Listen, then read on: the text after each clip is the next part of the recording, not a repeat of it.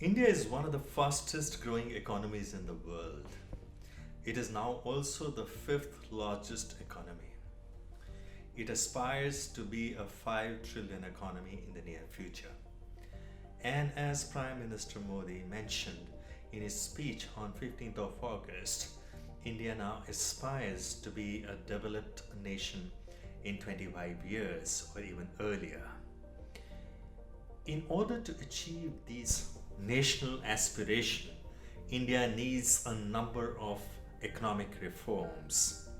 Foremost of them is a robust insolvency system and courts that deliver enforcement of contract in an expeditious manner.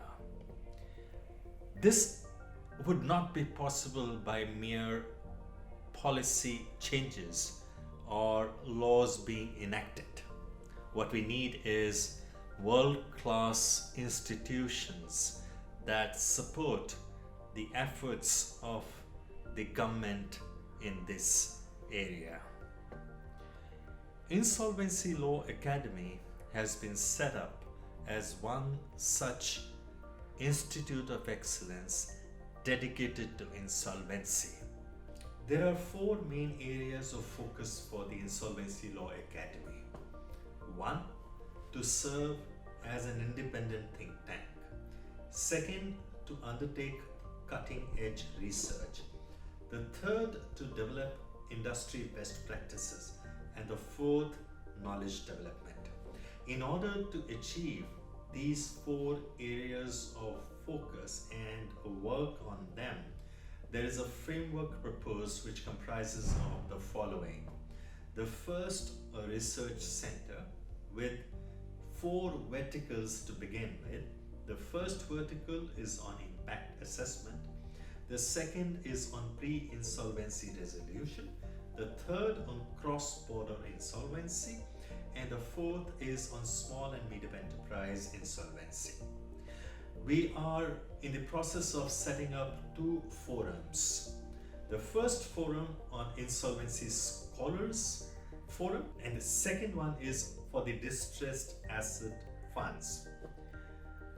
In addition to these research center and the forums, we propose to set up a world-class resource center on which the work began a couple of months back. There is also a proposal to set up a physical library. We have been able to take long strides in such a short period of time since our foundation. Thanks, of course, to all the support that we have received from within the country and outside. I'm immensely grateful to the Global Advisory Board of Insolvency Law Academy, comprising of many illustrious people who have been very forthcoming in their guidance to the Insolvency Law Academy. I'm also thankful to Dr. Niti Shikha and Professor Van Wei for chairing the Insolvency Scholars Forum, which is going to sit at the heart of Insolvency Law Academy. I'm also glad that we have been able to activate two out of the four research verticals, one on pre-insolvency and the other on impact assessment. Both the verticals have initiated research in a number of areas within the vertical, and various papers have also been commissioned. We are hoping that they will see the light of the day by the end of this year or early next year. We have also been able to set up the resource center and have dedicated it to Justice D.P. Wadhwa, former judge of the Supreme Court of India. We're hoping that this resource center would be able to provide access to a vast material of laws, regulations, judgments, and books to the researchers. Besides that, we have also been focusing on setting up a physical library and are hoping to make an announcement soon. We have, in the last 3 months, been able to create a framework for recognition of eminent personalities, public figures and change makers in insolvency. And we are hoping to start recognizing their contribution by initiating a program for fellowship. In fact, a first announcement to that effect was made earlier today when Justice Manmohan Sareen, the former Chief Justice of Jammu and Kashmir High Court, and the first and the founding president of Insol India, was recognized as the first Emeritus Fellow.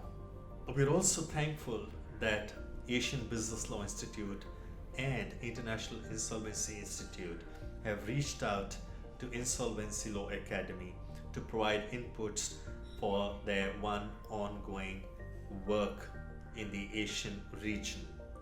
In addition to that, we are also in touch with a number of other global institutions to collaborate and initiate joint programs that would benefit not just India but a number of other countries. ILA has been set up for the benefit of the insolvency industry, and I hope that the members of the industry will continue to associate with us and support our activities, and I look forward to